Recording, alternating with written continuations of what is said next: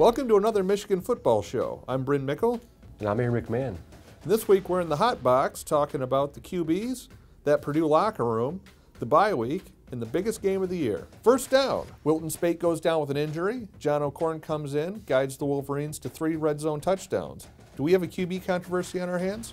We do. You know, Wilton Speight's injury obviously manifested this whole thing, but John O'Korn came in and did his job. 18 of 26, 270 yards. The offense just looked more comfortable Saturday against Purdue. They were able to get down the field, not only get down the field, but they were able to punch it in from the red zone. I think that's the biggest difference you've seen between O'Korn and Speight so far. And who starts that Michigan State game?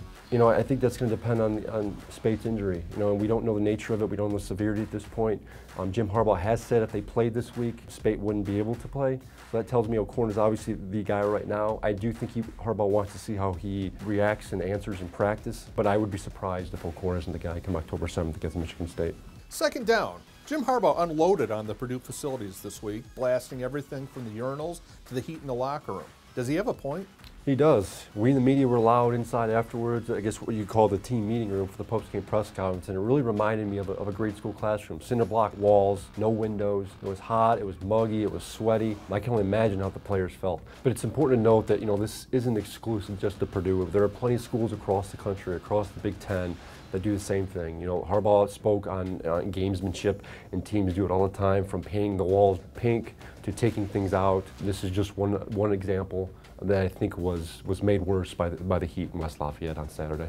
Third down. Michigan is off on Saturday. How are they going to spend the bye week?